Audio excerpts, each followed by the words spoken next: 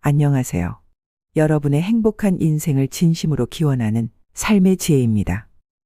얼마 전 현직 요양보호사로 일하는 지인분이 제게 이런 이야기를 했습니다.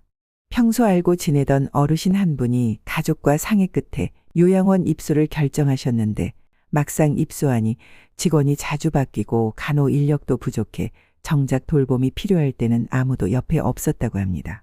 그래서 본인한테 다른 곳을 한번 알아봐 줄 수 없냐고 연락이 왔다고 하네요. 처음에는 시설이 깨끗해 보이고 비용도 조금 저렴하다고 해서 이곳이면 괜찮겠다 생각하셨던 것 같습니다. 그런데 막상 생활을 시작하자 예기치 못한 문제들이 계속 드러난 거죠. 어르신은 결국 2달도 채 안 돼 다른 곳을 알아봐야 했답니다. 그때 문득 깨달았습니다. 우리가 요양원을 선택할 때 단순히 겉보기나 비용 때문에 이 정도면 괜찮겠지 하고 대충 선택한다면 나중에 크게 후회할 가능성이 높다는 사실을 말입니다. 처음부터 꼼꼼하게 살피지 않는다면 시설을 옮기는 과정에서 몸과 마음 그리고 비용까지 다시 한번 큰 부담을 감수해야 하니까요. 그래서 오늘은 현직 요양보호사들이 직접 말하는 후회 없는 요양원 선택 기준 5가지를 차근차근 말씀드리려고 합니다. 이 5가지만 잘 기억하셔도 막상 요양시설을 알아봐야 할 때 훨씬 덜 당황하고 어르신 역시 편안한 환경에서 지내실 수 있을 겁니다. 먼저 왜 이 주제가 우리 60에서 80대 분들에게 중요한지 이야기해 보겠습니다. 통계청 발표에 따르면 70세 이상 인구 중 장기요양보험 서비스를 이용하는 비율이 최근 몇 년 새 급증했다고 합니다. 그만큼 요양원이나 재가 서비스가 우리 곁에 성큼 다가온 문제라는 뜻이죠. 특히 자녀들이 직장과 자녀들의 육아 그리고 개인적인 사정으로 집에서 전적으로 부모님을 모시는 게 현실적으로 쉽지 않은 경우가 많습니다. 그러다 보면 결국 시설을 선택할 수밖에 없는데요. 그때 제대로 된 선택을 못하면 후회만 남게 되니 큰 고민이 아닐 수 없습니다. 또 한편으로는 막연히 설마 내가 시설에 가겠어? 하고 생각하다가도 어느 날 건강상의 문제나 여러 사정으로 거동이 불편한 문제가 생기면 급하게 요양원을 알아봐야 하는 상황이 올 수 있습니다. 그래서 미리 알아두는 분들도 갈수록 많아지고 있습니다. 그럼 이제부터 본격적으로 5가지 기준을 하나씩 말씀드리겠습니다. 첫 번째는 돌봄 인력이 충분한지 꼭 확인해야 합니다. 시설이 아무리 크고 새 건물이어도 정작 돌봐주는 사람이 부족하면 어르신이 화장실에 가고 싶어도 한참 기다려야 하고 식사 보조도 제때 못 받아 영양 상태가 악화될 수 있습니다. 가끔 어르신들이 밥 먹는 것도 씻는 것도 내 맘대로 되지 않으니 서럽다 이렇게 말씀하시는 경우가 많다고 합니다.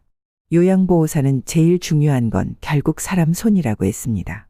요양보호사 한 분당 몇 분의 어르신을 담당하는지 야간 근무자까지 어떻게 편성되어 있는지 이 부분을 꼭 물어보고 확인해야 한다는 겁니다. 2번째로 중요한 기준은 의료협력 체계라고 합니다. 연세가 드시면 고혈압이나 당뇨 같은 만성질환을 가지고 있을 가능성이 커지는데 정기적인 검진이나 응급조치가 제대로 지원되지 않으면 작은 문제도 커질 수 있다는 것입니다. 어떤 시설은 병원과 협약이 잘 되어 있어 의사가 주 1회 또는 2회 방문해 혈압, 혈당 등을 확인해주고 또 응급 상황이 생기면 바로 의료진이 출동하도록 시스템이 잘 갖춰져 있다고 합니다. 반면 그런 연계가 없는 곳은 보호자가 일일이 병원 예약을 잡아야 하고 급한 응급 상황 속에서도 자녀가 직접 차로 모시고 가야 하는 상황이 생길 수도 있다고 합니다. 나이가 들수록 분초 차이가 생사를 가를 수도 있으니 어르신 건강 상태에 맞춰 의료 연계가 잘 잡힌 요양원을 찾는 게 무엇보다 중요하겠습니다. 3번째 기준은 문화활동 프로그램이 얼마나 다양하고 활발하게 이루어지고 있는지입니다. 현직 요양보호사들 얘기로는 프로그램이 풍부한 곳은 어르신들의 웃음소리가 자주 들리고 생활 만족도가 훨씬 높다고 합니다. 예를 들어 가벼운 체조나 노래교실, 공예 활동 같은 것을 주 3회 이상 꾸준히 진행하는데 그걸 기다리는 재미로 하루하루 즐겁게 지내신다는 겁니다. 실제로 우울감을 가지고 계시던 분들도 자주 웃고 말벗도 생긴다고 하니 얼마나 큰 차이를 만드는지 짐작할 수 있겠습니다. 반대로 프로그램이 형식적으로만 진행되거나 거의 없다면 어르신들이 무료함과 외로움을 더 심하게 느끼실 거예요. 마음이 기운을 잃으면 신체 건강도 금방 무너지는 법이니까요. 네 번째 기준은 식단과 위생 수준입니다. 나이가 들수록 먹는 것 하나가 몸 상태를 결정짓는다. 이런 말이 있듯이 어르신들께 알맞은 식사를 제공하는지는 요양원의 등급을 가늠하는 핵심 요소라고 합니다. 당뇨가 있거나 치아가 안 좋거나 소화기 계통에 문제가 있는 분들은 특수 식단이나 부드러운 음식이 필수적인데 모든 어르신에게 똑같은 음식을 똑같은 방식으로 주면 누군가는 음식을 남기게 되고 제대로 영양을 섭취하지 못해 기력이 떨어질 수밖에 없습니다. 그리고 주방 위생 관리가 부실한 곳은 식중독이나 여러 질병에 노출될 위험도 높다고 합니다. 그러니 상담할 때 한 달 식단표를 보여줄 수 있나요? 저염식이나 당뇨식도 가능한가요? 혹은 식사 시간 분위기는 어떤가요? 이렇게 구체적으로 묻고 가능하다면 직접 둘러보거나 시식을 해보면 더욱 좋겠습니다. 다섯 번째로 중요한 기준은 가족과의 소통이 잘 이루어지는 곳인지입니다. 어르신들이 요양원에 가시면 내가 가족들에게서 점점 잊혀지진 않을까 하는 불안을 느끼시기도 합니다. 그래서 자주 면회할 수 있거나 전화나 영상통화를 편히 할 수 있는 시설이 좋습니다. 어떤 곳은 주말 방문이 전혀 안 되거나 면회 시간을 너무 제한해서 자녀나 손주가 보러 와도 마음껏 대화하기 힘든 경우도 있다고 합니다. 그럼 당연히 어르신이 외로움을 더 크게 느끼겠죠.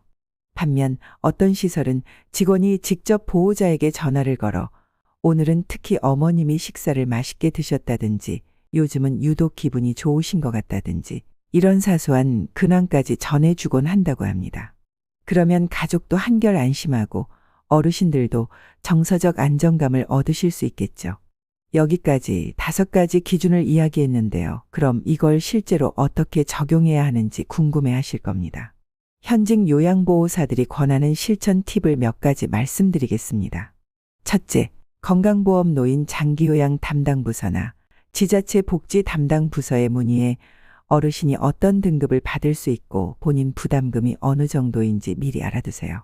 시설별로 비용 체계가 다를 수도 있고 지원 가능한 범위가 달라지니 사전에 확인하면 선택지가 좀 더 명확해집니다. 둘째, 가능하면 2에서 3곳 이상 직접 방문해 보세요. 전화나 홈페이지 안내만 보고 여긴 좋아 보이는데 싶어도 막상 가서 보면 직원 표정이 피곤해 보인다든지 어르신들의 표정이 많이 어두운 분위기라면 미처 예상 못한 부분이 드러날 때가 많다고 합니다. 특히 프로그램 진행 중이거나 식사 시간에 방문하는 게 좋다고 합니다. 셋째, 인터넷이나 복지관, 지역 커뮤니티 후기도 꼭 참고하세요.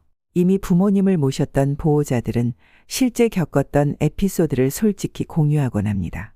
그곳은 홍보만 요란하고 실상은 인력 부족이었다든지 비록 시설이 소박해도 정말 정성껏 모신다든지 직접 들어본 얘기가 많을수록 실패 확률을 줄일 수 있을 테니까요.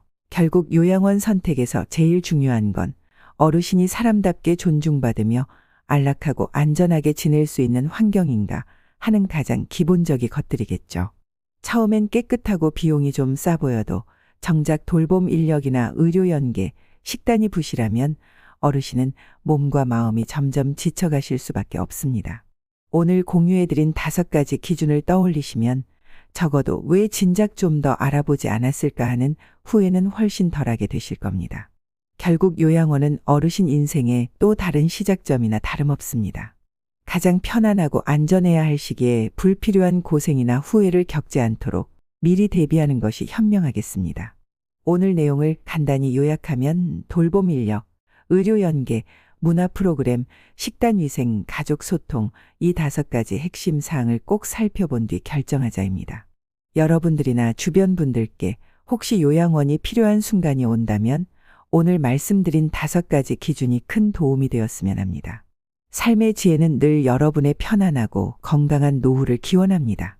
이 영상이 마음에 드셨다면 구독과 좋아요 부탁드립니다. 앞으로도 유익한 정보 많이 전해드릴 수 있도록 노력하겠습니다. 늘 건강하시고 편안한 하루 되시길 바랍니다. 삶의 지혜였습니다. 감사합니다.